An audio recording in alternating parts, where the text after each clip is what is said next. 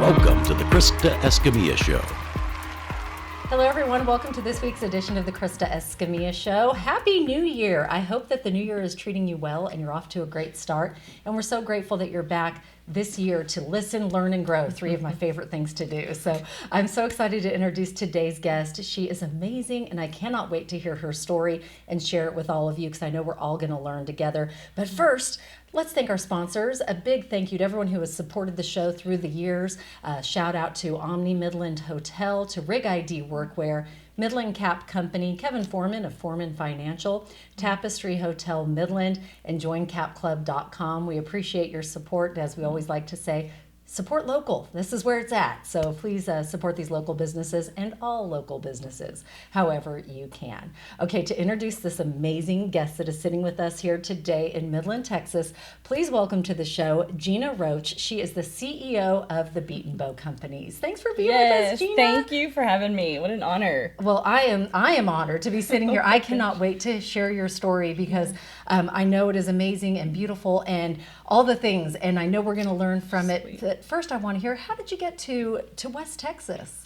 Yeah, so I grew up in Wichita Falls, Texas. I was a military brat. My dad was in the Air Force at Shepherd Air Force Base for a long time, and so I was just a little over 3 hours east of Lubbock, Texas, and so I ended up at Texas Tech University. All right, guns up. There you go. And Yes, wreck 'em. Yeah, I had never even been, really, but had a bunch of friends that I went to high school with, that their families were former Red Raiders, and so they just kind of persuaded me to come west for a little bit and did that. It was close enough to get home on a weekend. Right.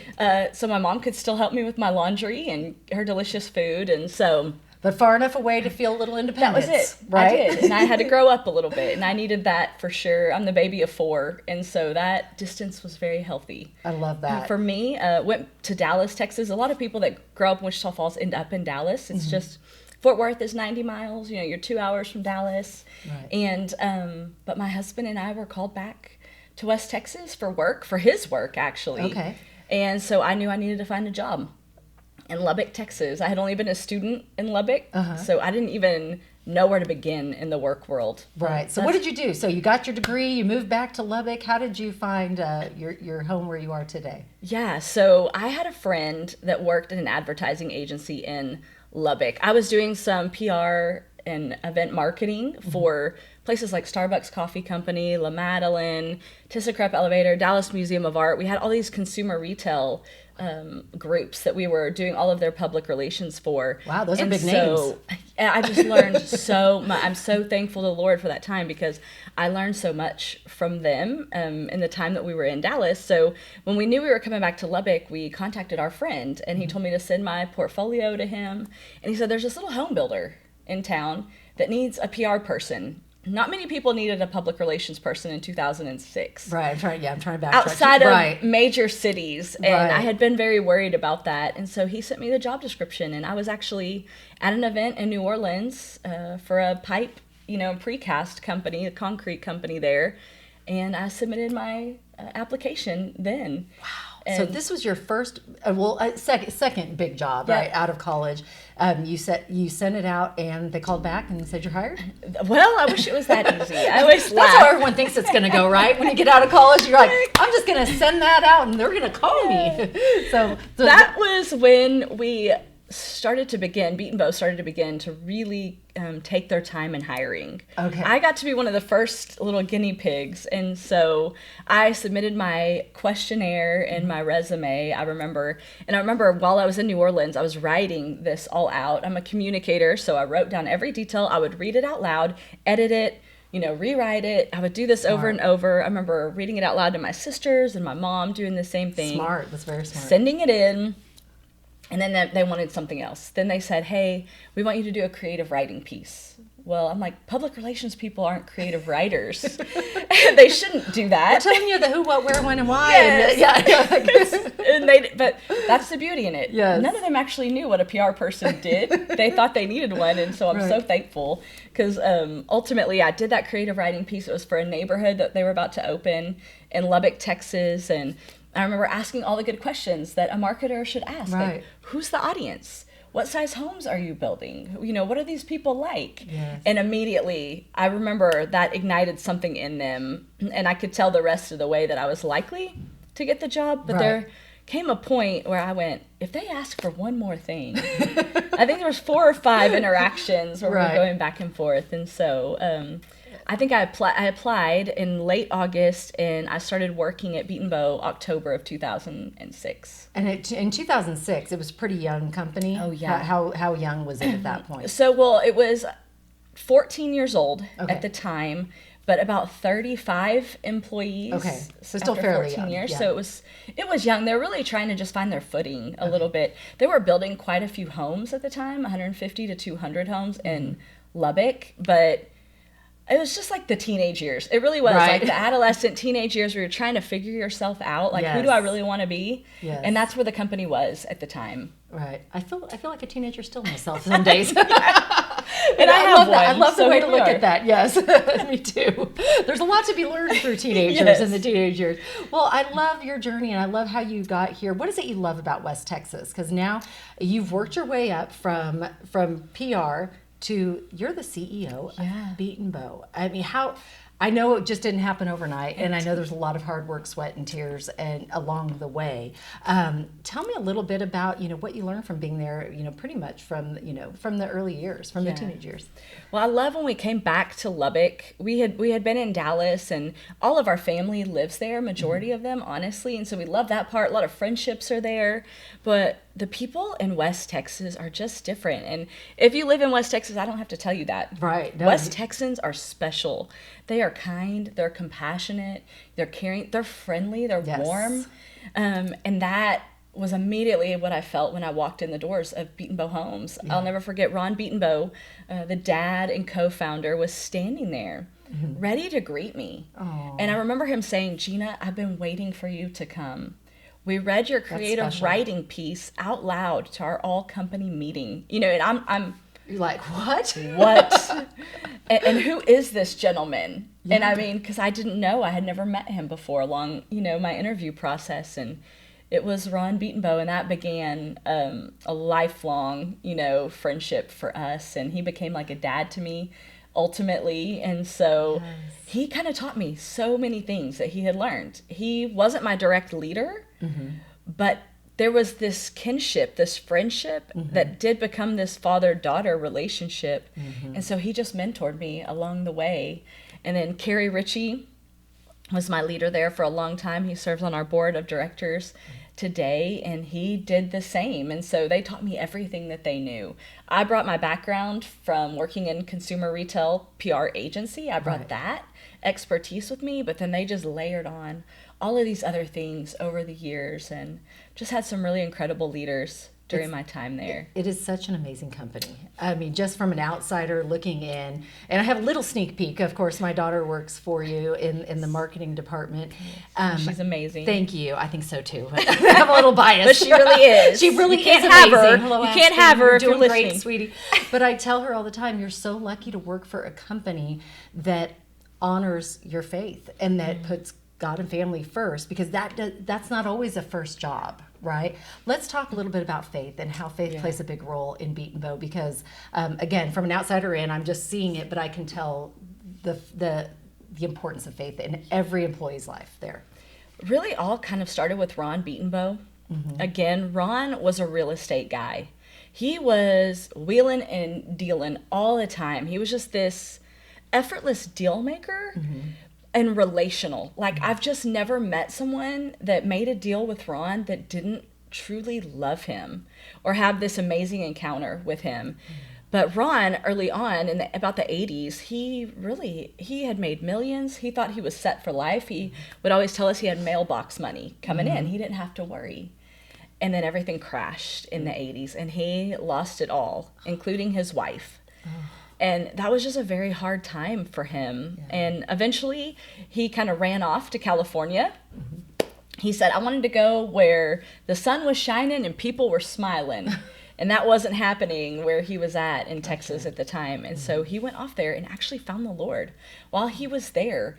He said when he went to college, he left his faith at his doorstep. And he told me this just about a year ago, he said, Jeanna, I did that intentionally. It's like I knew I'd pick it up one day, but I left it there. Now, he didn't know what all he would find in California. He ended up getting baptized. And so all of a sudden in 1992, his son Rick calls him and he says, hey, Dad, I'm starting this home building company and I want you to come and partner with me. Now, Ron's story was always, I called Rick and said, I'm starving to death out here. And so we'll never know. We lost both of them in the last year. We'll never know really who made that call. But either way, they came together in 1992. And at that point, Ron asked Rick, if we have success, could we honor God? And Rick just thought, sure, because we could use all the help we could get. Right, absolutely. Why not? But nobody knew what that meant then.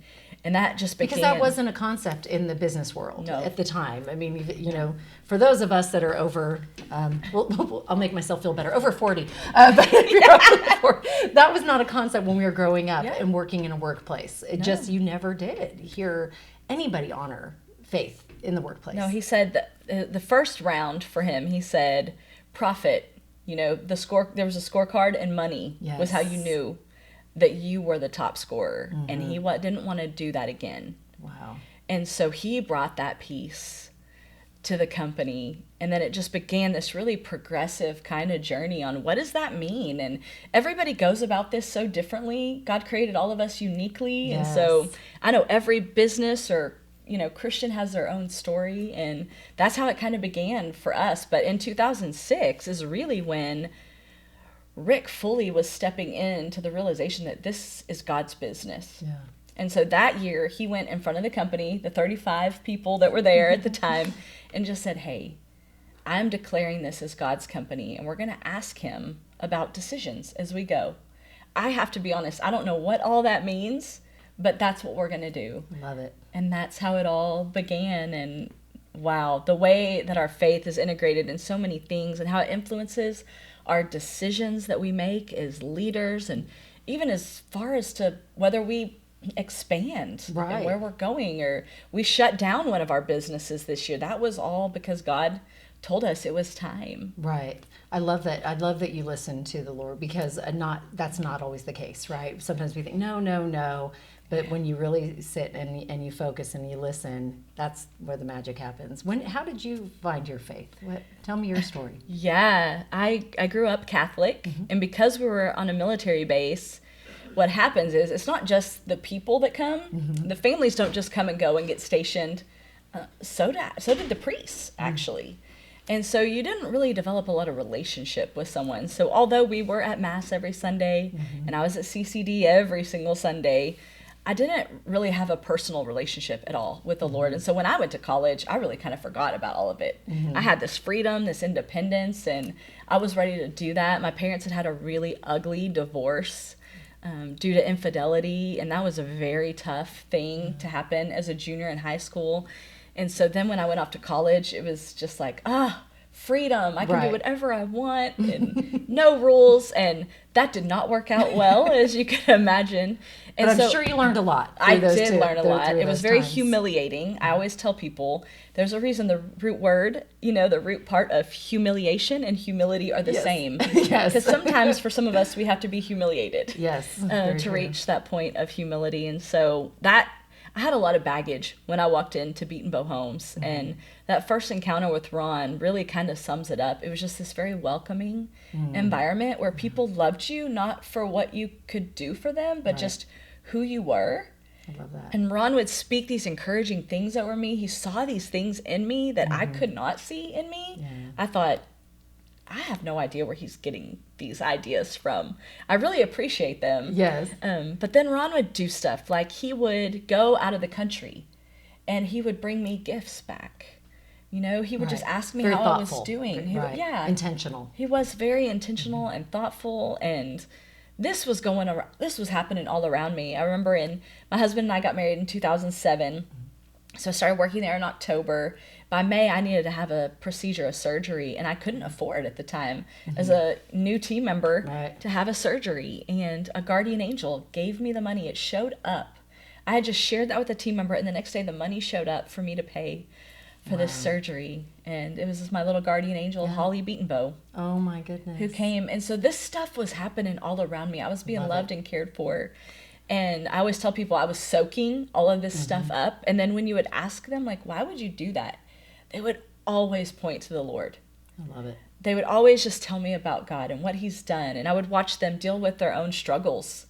And they had some struggles, Holly and Rick Betenbough, with their kids. And they would just openly walk that out. And wow, that was so powerful. And so in 2007, on a Betenbough trip, I had an encounter with the Lord that I just shook me. I couldn't ignore. And so that began my faith journey along the way. And so then they've added everything that I've learned about having a relationship with the Lord came from Betenbough homes. I love that. So sweet. And the thing is, you listen, because sometimes we'll have earth angels pop into our life, right? But we don't really see it at the time. But, but when you look back, you're like, that changed my whole life.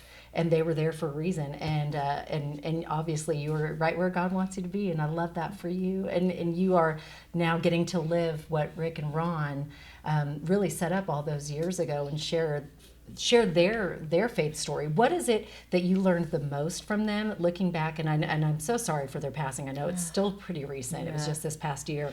Was there a piece of advice they gave you, something they told you that you will always remember the rest of your life? Quite a few things, especially because I spent so much time with Ron. Ron, when he lost everything, that was just hard. The whole family was disrupted. And the lessons learned from that, he wanted to make sure we didn't make those same mistakes. And so he would always say, hey, Jeanna, your kids, they will forget all the things that you buy them, but they will never forget the trips that you took with them. True. And so we live that out so much right now, and we make sure that our family is always together, and that we're kind and that we love one another, because his family struggled through all of that. And so that's one of them. And then I think that with Rick, what I think about most is living a life with purpose, because his testimony is greater now that he's gone than when he was here. He built this thing to multiply. We have a movement called Kingdom at Work. Yes. And really that is about like disciples making disciples. And so it's just us sharing how you can live out your faith in the marketplace and all of these practical things that God has taught us. And I'm watching this expand in a way that it did not when he was leading it. And it's because his testimony is greater. God's Spirit is working now, and people see the truth in it now that he's gone, and it continues. And so just that purpose matters. Yes. What a beautiful legacy, too, that he is leaving behind and multiplying, as you said. And we're going to talk about Kingdom at Work in just a minute at length, because I'm so excited. It's coming here to Midland, Odessa, and we want to share the details. But first, we do something called Quote of the Day, and I told you we're going to do this. I'm sitting here today in Midland, Texas with Jeanna Roach. She is the CEO of the Betenbough Companies, and I have loved hearing the beginning of your story, because this story is not over. There's a lot to go, but I want to hear what this quote is and what it means to you. Things work out best for those who make the best of how things work out. Ooh. John Wooden. What does that mean to you? I have actually walked something very similar to this. So my journey at Betenbough Companies has not been an easy one. And I have had a demotion. I've had what I thought were two demotions, really. One of them was a promotion for other people that I took as a demotion for me because I didn't get the promotion. Okay, I see what you mean. And I did not walk that out very well. Okay. And so when I had some changes happen in our workplace and I was demoted, I remember the Lord talking to me specifically about that and all that he was doing in it. And he said, Jeanna, this will look like less in the world, but it will be much more in the kingdom. And he taught me things in that season of life that I could not have learned any other way. And I feel like he made the best. He helped me make the best out of that time. When that happened, and because everyone has been there, right? At a point where you feel like, that should have been me. Yeah. How come it wasn't? And then you sit there and you contemplate, do I leave? Do I stay? What were your thoughts during that time, and what made you stay? Yeah. The first time that this happened, when they got promoted, honestly, I thought they were calling me to tell me I was one of the group that got promoted. Oh, no. So you walked in thinking this. They go, there's this executive team. And that's hard. And I thought, and there's 4 that are being pulled out from the management team, and I thought it was me. And so in that moment, I did not handle that well. And so Rick Betenbough did what we call at our company. He had a 911 conversation with me, which means this is an emergency. Turn it around, and it has to be immediate turnaround. Okay. And so he sat down with me, and he said, are you submitted to this group? And I said, 50-50. And he let me say that. Okay. And he said, okay, but tomorrow when you come, it's 100-0, or you can't stay. Wow. So that night I went home and I thought, why am I struggling with this? And can I give 100 tomorrow? And can I, how would I do that? Could I do that actually? Right. And I looked at my husband and I was like, what is my problem? I love where I work. I loved the people I work with. I knew the generosity of the company. I couldn't even find that somewhere else. At the end of the day, I was just in my own way. It was really all about me was the problem. Every conversation I had, everything I was doing was so self-focused. And so that's when God began this journey of learning about humility for me and really walking in that. And so then when I did get the demotion, and I'm now on a team with most people that I had hired or led during my career, God told me, how you walk this out is very important. That people are watching. And so do you believe that this will be much more for you? And if you do, then walk that way. Walk in absolute humility. You didn't do that well the last time, and so here's a redo. And that's I love what second happened. chances, don't you? Yeah. And I always feel like if God brings you something you don't learn it the first time, he brings it to you again, right? Or again and again and again until you He's like, remember? And so I love that. I love that you stayed. I love that you learned from it. What do you take away from that you use today as a leader, now leading the entire company? How do you walk that? Do you still do the 911? Do you still do some of those same things that Rick and Ron? Yeah, we have a very high accountability culture. I always my forever statement at Betenbough has been, it's not all rainbows and unicorns. Like, we are working hard, and we hold ourselves to a standard that is very high, because if you're going to walk in the kingdom of God, then you need to walk with integrity. And so there's a lot of accountability. So yes, I have given dozens of 911 calls to people, and it's not because we want people out, it's because we want them to stay. Right. And I am a story of staying. Every board member on our board has had a 911 conversation. I mean, these have happened throughout the organization now. And so I actually teach on this a lot with our leaders. We meet monthly with all of our leaders and talk to them and teach on the principles that are core to who we are. And this is one of them. They always ask me to talk about my highs and lows in life. And it's because, in Scripture, there are so many conversations about the desert. And it's because it's in that desert, barren place that God's presence was so known. And so anytime now I have some sort of setback, or I'm going through something challenging, which I am right now personally, God is so near. And so anymore, I don't fear those things. I don't fear failure. I look forward to what God is going to do in that, and his presence with me, That's a beautiful way to look at it. It really is, because sometimes we can get so fearful of the unknown and what's happening around us. But to put your faith there and go, it's going to be okay, even during the hard times. It can be hard, but and that's just a learn, I think. Don't you find it's just learned through the years and experience? And do you have a quote that you live by that has helped shape you? It could be a quote or a Bible verse. Yeah, it's one of my favorites is, you can't hold the banner of victim and victor at the same time. Ooh, that's good. That's good, Jeanna. That one is one of the most powerful ones I've ever heard. And I think because we have a tendency to place blame elsewhere. I mean, look, it's January. Everybody's reading in Genesis right now. If you've started your, reading your Bible throughout the year, and I always think about that. The first 5 books of the Bible are all about taking responsibility, and we never want to. We want to blame shift, and we want to be the victim. But if you can't hold the banner of victor and victim at the same time, then we have to be careful and be walking in victory. And so I think about that all the time. That's beautiful. I love that. Thank you for sharing. Yes, great quote. I love quotes. I could listen to quotes all day long. Actually, if you look at my phone, that's why you have all these. That's right. There's quotes everywhere. There's books full of quotes. My Instagram's full of quotes. I love it because I feel like you can learn every single day you learn something new. I know I do. I know I mean, boy, have I failed over and over and over again. And I look forward to learning every day. And everyone that sits in this chair, I learn something amazing. And I love that quote. I've never heard that before. Okay. And so that's beautiful. Thank you. Let's talk about Kingdom at Work, because there is something amazing coming to West Texas. And so I want you all right now to save the date. And I'm going to let Jeanna share the date. Save this date. It is February 19th. Put it down in your calendar right now, wherever you're at, unless you're driving. If you're driving, wait till you get to your spot. Then put it in your calendar. But let's talk about this amazing event that you're bringing to West Texas. It's already been done before in Lubbock, correct? Yes. Okay, we have done this before.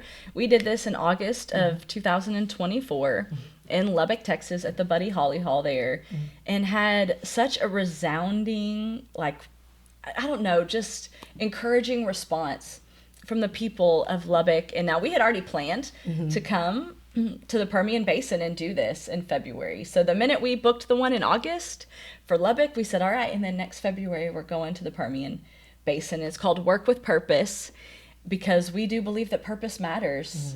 And so we're bringing that here. That's a Wednesday. We tried to make that in the middle of the week for people, to make it easier for people to get off of work, because really this is for Christians that are in the marketplace, that are working, that love to work, and God has something to say about how we go about our work. Yes. And my faith happened because of people that I worked with. And there's lots of times people aren't going to go to a church, but they will come to work. And so what could that look like? If we walked out our faith every day in our work? And so we're going to be at the Wagner Noel on that Wednesday, just from 8:30 to 3 p.m. We're trying to make sure people can get out and get their kids or get home and do all the things they need to do. And so the messages that we're bringing are really focused and intentional with that time. We'll have some worship in there, and lunch is provided. Fantastic. It's $45, and look, we're not making any money off of this thing. We're not trying to get anything. This is an investment to us in the kingdom of God. This is just a ministry and a movement that God gave Rick Betenbough that we are carrying forward. And so we're not making any money off of this thing. We actually just want to come and be a light, in the middle of West Texas, Permian Basin. I can't wait. I've got it already in my calendar. I'm ready to go. I'm going to go purchase my tickets, which I encourage all of you to do right now. Yes. Go and get those tickets, because it's going to be a day where you will leave feeling just like you can breathe a little easier. You've learned something. You can incorporate it into your world. And I think I have worked for people that have not honored God in the workplace, and I have been very blessed to work, and you've all heard me mention this before, Mr. John Bushman, through the ICA company in Odessa, worked for him, where in his core values, number one is God and family first. And I'd never seen that before in all my years leading up to working for him. And I can tell you, there is a difference. There is a huge difference. And you just feel like you are seen. You feel like you're heard.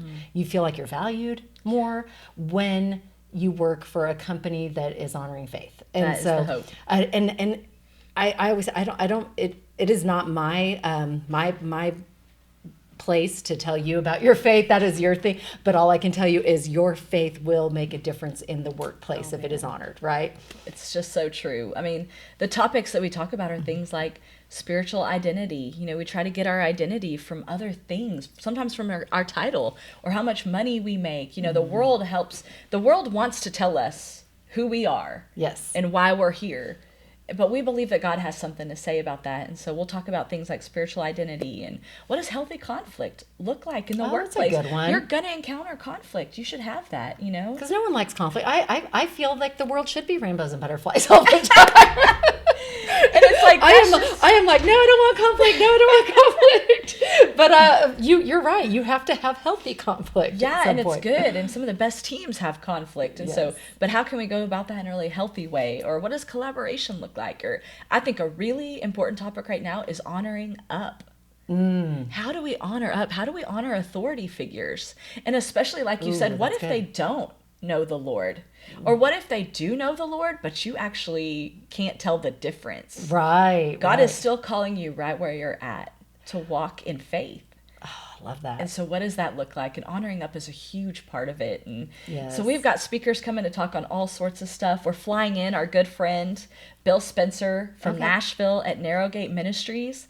Look that up. It's an amazing ministry, and it's 20 years old. And most of the time, Bill has been talking to these young men, 18 to 25 years of age, about identity and purpose.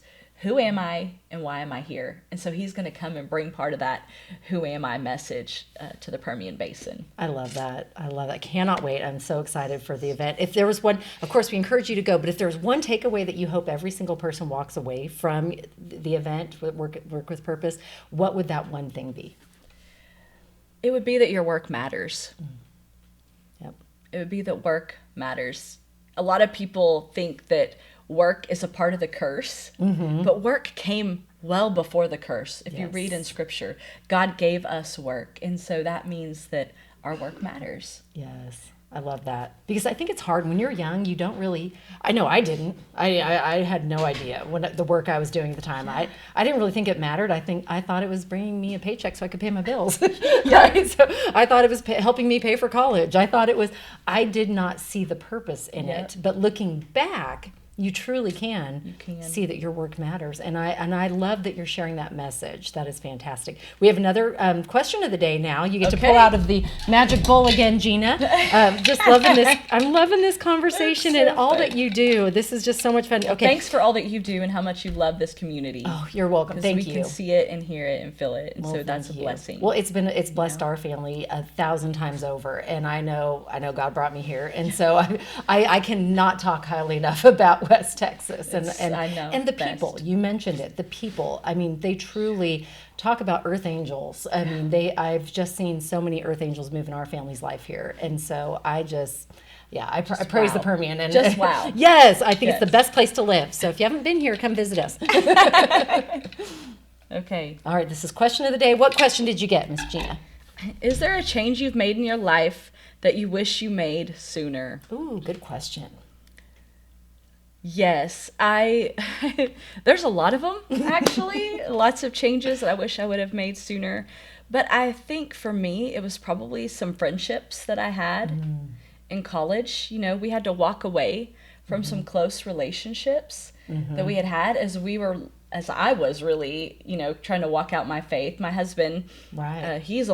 He met the Lord about 5 years ago because of the company, but it was 12 years of prayer for him. And so I was kind of walking this journey, and we had to let go of some friendships that just were I was like tethered to my old life. I was trying to walk in this like new wine skin, but I was trying to go back to that old wine. That's what Scripture talks about. And so I wish that I would have done that sooner. I kind of hung around a little longer than I needed to. Okay. Yeah. And that was very pivotal for my faith. Yeah. The minute that I was no longer tethered to these old ways and these old people groups, and I think that that's true for so many people. Yes. When they really start to walk and step into their faith, that you're going to have to let some things go. Some things have to end for new things to begin. And so I think for me, that was a really important part of my journey. I love that.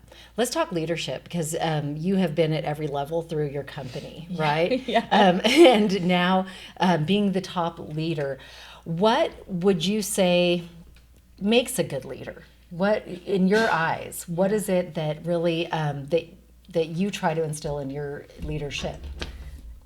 I've said it a couple times, but humility. Okay. I think humility is one of the most important things that a leader needs to have. It's not fun to work with someone who doesn't have humility. And if you want to lead in the kingdom of God, that is what we call a pay-to-play kind of value. Yes. And you need to walk in that. And I think humility is one of the things I didn't come with to Betenbough Homes, but learned about, and wow, the value in that. I mean, that's what happens, because when you're humble and you take the low place, you're seeking the best for others. Like, the world doesn't revolve around you. Right. I'm the baby in my family. My siblings are 12, 14, and 15 years old. I really thought the world revolved around me. I can relate. I'm the baby too. Yes. I was like, what do you mean the world doesn't revolve around me? What do you mean? Yeah. I'm pretty sure it does. And wait, it doesn't. And you know how fulfilling that is when you take the low place and you don't have to have the spotlight, and you can seek others Yes. for answers, and you see the value in them, but that takes, you have to set yourself aside. Your pride has to be set aside, and you have to pursue something different. And so I think that is the absolute key. If you want to make an impact with people, if you want to have influence in their lives, well then lower your standards here, like lower Right. yourself, have a good posture, Right. and seek the best for the most. And our group has done that over the years, really learned to do that. And so when we're making decisions, we go, well, what is the best for the most amount of people? I love that. We never worry about ourselves or how's this going to impact us, or Yes. I can't remember the last time I heard someone on our board say something like that. Decades. Right. I And love so- that. And I think, and I know you learned a lot of that through Betenbough.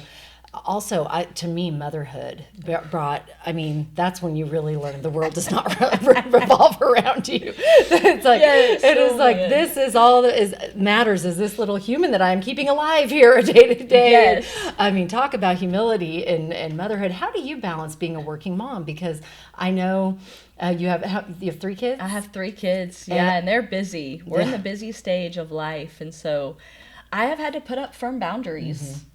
I'm always home. I will tell you, I'm better about that now than I was early in my career, and I make sure that I'm home by 5:15, 5:30 every day, and that wasn't always the case. My daughter would Right. say, remember the days when you would come and I was in the bath before I went to bed? And I don't want that for anybody that I work with. And so I put in boundaries now on when I'm going to go, when I'm going to be gone, how much I'll travel. I won't travel more than once a month away. Good And for it's you. really been about once every other month at this point. And so although we love to go and talk to people and meet with people, and they ask us to all the time, we've just kind of done that. And then the board is helping, they support me. We have a team. And that is so important. If you don't have if you're a leader and you don't have a team or a partner, get someone. If it's your spouse, God did not make you to go alone in leadership. And Yes. so I have the most amazing husband. And God gave me him specifically for this season of our life, Yes. He is 6'5". He is this big guy, but he's nothing but a teddy bear. Aw. And he is such a loving, sensitive, supportive person. And so we are such a team. And God has really spoken to both of us about our identities, on me being this strong female and him being a more sensitive male. And we're seeing how these things come together, how God has built us to make this union, be really unified. So he helps. And That's I take that help, and he walks in that, and I walk in my calling, and God honors all of it right now. And our kids are actually coming to work with purpose. We're taking them out That's of school great. in Lubbock, Texas. So kids can go. We want them to come, and we Yes. want them to see what's going on. And so we want to involve them as, in every bit of the work that we're doing.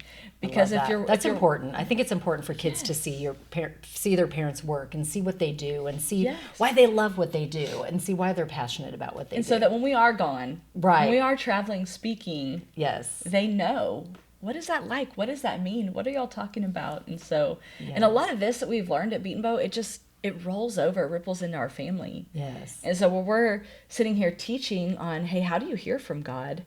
Well, our kids are like, how do you know it's the voice of God? And it opens these conversations. Great question. Smart kids. Are so powerful. Yes. So Yeah. And how do you know? How do you know it's God talking? you got to practice hearing, right? That's right. Gotta Calibrate your listen. ears. And we're going to talk about that at Work with Purpose. I love it. Actually. What is it you want people to know about the Betenbough Companies? Betenbough has been in West Texas. How many years now? You used to actually be based out of here for a short amount of time, right? Well, Or- we know we do. We have an office in Midland. And we Okay. have an office in Odessa. Odessa, We've okay. got close to 100 team members that live and work in the Permian Basin. Fantastic. We've got a couple hundred, 200 to 250 in Lubbock, Texas, and then we have a location in Amarillo. So Wow. everybody, we're spread out now all through West Texas. So it started Lubbock, but then you ended Started up in going, Lubbock. okay, we need a place in Midland, Yeah. Odessa. Awesome. Sweet Virgil Trower, he was the first one that gave us an opportunity in Odessa. Not long Fantastic. after that, it was Lance Friday in Midland. He gave us some home sites in Park Place off of Wadley. Oh, that's great. And it all began in 2008. We closed our first home in the Permian Basin, and we've been here ever since, growing that team, building thousands of homes. Right now, we start 10 homes every week in the Permian Basin. So 5 in Midland, 5 in Odessa. There's affordable housing is who we are. we love the first-time home buyer. I could not have afforded a home without Betenbough Homes. Yeah. And my goodness, that can change a generation. Absolutely. Being able to buy and have a wise investment, and that's our heart, is, more home, less money, is how Betenbough Homes was started and founded, and that's our hope. And so... And there's nothing like that first home that you buy. I mean, getting out of an apartment, I can remember that feeling. It is such a proud feeling. And I actually remember when y'all gave away a home to a family, Jessica, I believe, a couple of years ago. Just the joy that brought to someone, and seeing a first-time home buyer. There's nothing like it, right? The stories we hear, the stories that we get to play a part in. A home is a backdrop for all of these memories and these special moments, and we get to play a part in that. And so it's just what we love to do. I love it. We love the people that buy our homes. We love to serve them. We're always trying to find ways, to make that a better process and experience. And so it's just been such a blast. So yes, we have lots of people here. Fantastic. I want to invite everyone to stop by you have a new center, that is very close to the old center. It's right there on the road to Lubbock, 349. You can just stop on. It's beautiful, right off of and I just can't say enough good things about your company. It is amazing, and what you do for the community is truly just beautiful. So congratulations. Thank you so much. And we wish you continued success. I want to ask you a few fun questions. Okay, you ready for this? Like favorite things. So it can be favorite things either in Midland, Odessa, or in the Lubbock area. It can wherever, because we all know Lubbock real well from Midland, Odessa. We go up there all the time. Where are my Tech fans at? Yeah. I see you going to those games. So favorite coffee shop. Well, 92 Bakery and Cafe. Of course. Because we own a coffee shop, because we love coffee. So we thought, well, we have this space available in our headquarters. Our home office is what we call it. Which is beautiful. And so, yes. Oh, wow. Gorgeous. And that started with the founders again, making this environment that's so special. And so 92 Bakery and Cafe has to be my favorite coffee shop. Yes, I love it. And that s'mores thing that they had not that long ago, it was a little s'mores croissant. Amazing. Go get any of the pastries. Yeah, it's all seasonal, and the cookie. So everything changes. Yeah, I heard the s'mores is gone right now. I told Aspen, bring me one of those s'mores things. She's like, it's not there right now, Mom. I said, okay, bring me anything. I don't care. The cookie's amazing. Oh, yes. That's my son's favorite. Yes. Okay, I love that. Okay, favorite restaurant? Favorite restaurant? That is a tough one, because we're kind of foodies, my husband and I, but there's this quaint little place in Lubbock called La Serena. Okay. And it is Latin inspired, but it's all farm to table. Ooh. And it's kind of neighborhoody feel. Ooh. And there's not a lot of that in Lubbock. Right. So it's really unique. One more time, say the name. La Serena. Okay. Like the siren. We're going to check it out. Yes. In Spanish. So. Okay. Oh, I love it. The food is so good, and it's fresh, and it's farm to table. Okay, can't wait to try it. It's our date night spot. Perfect. Favorite coffee? How do you like it? What coffee do you drink? Oh man, so I worked at Starbucks. It was my first job doing PR for Starbucks Coffee Company. I didn't like coffee beforehand, but you start working for them, and you'll learn to love it. And so I love lots of coffees, but if sugar didn't matter or calories, none of that counts. Didn't matter in this question. In this question, none of it matters. Then it would be a peppermint white chocolate mocha. That sounds so good. I could take one right with now. the whip. Oh, of course. And all the sprinkles. I would say extra whip. A little extra whip on top. I allow myself 2 of those a year. Nice. Without the whip. Right. Because over 40. But I understand. Those are my favorite for love sure. Love it. Okay, favorite book? Oh man. I am such a book nerd. So I read 275 books last year. So when I say extreme, I'm an extremist. I love to read. That's incredible. That question is really hard for me. And so I have to really think. The Boys in the Boat is one of my favorite. I like fiction a lot of the time. Boys in the Boat. The Boys in the Boat is a really good one. They made a movie last year that came out about it. Education. Is Educated? That one I read years ago. That's a great book. Gosh, there are literally, I'm going through hundreds in my mind, because I think the year before I read close to 300. Oh, wow. And so I just love to read. But I'll tell you, one of my favorite nonfiction books is called Didn't See It Coming by Carrie Nieuwhof. And it's these 7 things that everybody encounters that you never see coming. Things like burnout, disconnection, pride.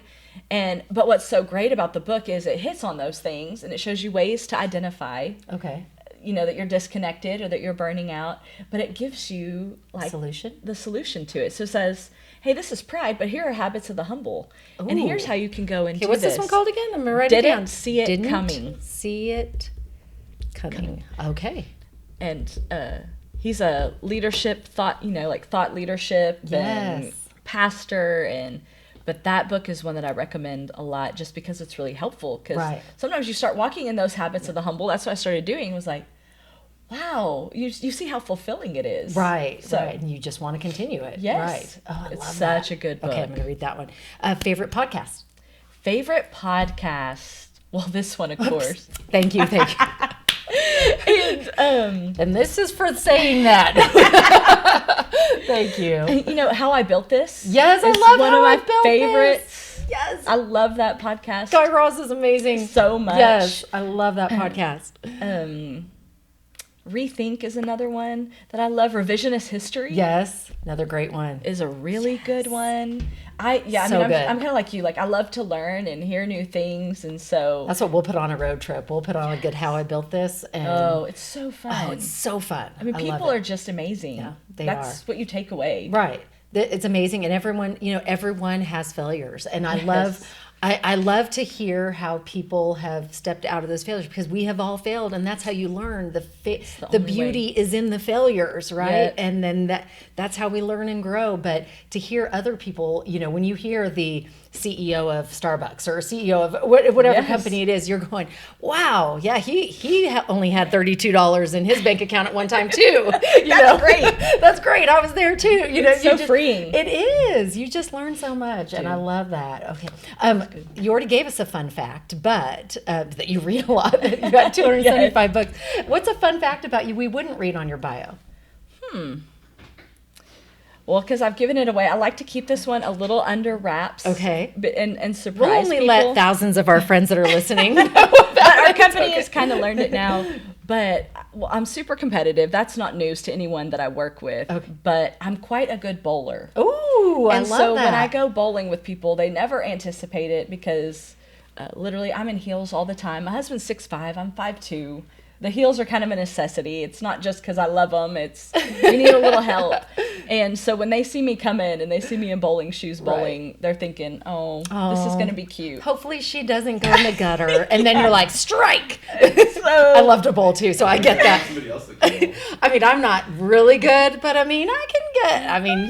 can hold my own. Yeah, but I am definitely not at competitive level by any means. Well, any longer me either. But our family, growing up on a military base, we had 2 bowling alleys. And so we were all in bowling leagues, every single one of us. And you were like in leagues. Yeah, we were in leagues. You're a rock star. We were serious. My brother has done the 300 thing where you get rings and all this stuff. And so that's a fun fact that most people have no idea. It shocks them. Yeah, that is shocking. I would have never thought that. Yeah, I love that. That is a great fun fact. Okay, what is a life hack that you live by that you want to share? A life hack? Gosh. I don't know if I have one that I think something that makes your life a little easier. Here's a fun one recently. Those of you going through menopause, if you're perimenopause, postmenopause, or menopausal, have a fan there while you're getting ready in the morning, while you're doing your hair and makeup. There's a life hack. But anything like that. Something that's just fun that you makes your life a little easier.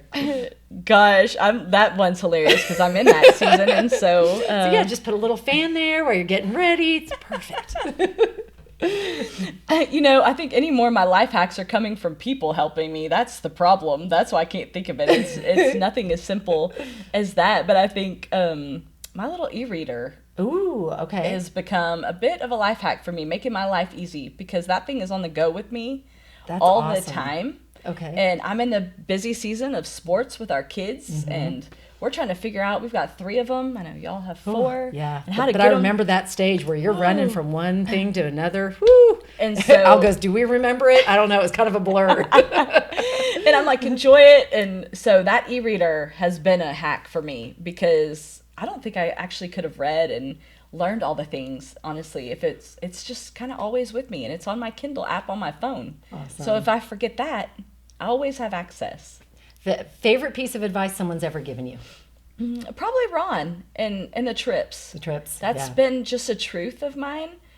We have these tabletop cards in the middle of our table because we just recognize, if you look at a lot of families, you see a lot of people on devices. Yes. Right on their phones when you go out to eat, or like little iPads set up. And we've really tried to be intentional with our kids so that they could have small talk. Yes. And, relationships. That's and gone away for a lot of, right? Yes, because of our little devices. We've watched that happen with some family. And so we're like, okay, we don't want to do that. And one of the questions was like, what's your favorite memory? And every single kiddo named a trip that we've been on. And so that's just a truth. I love that. Well, and that's one of our next questions. Favorite memory in West Texas?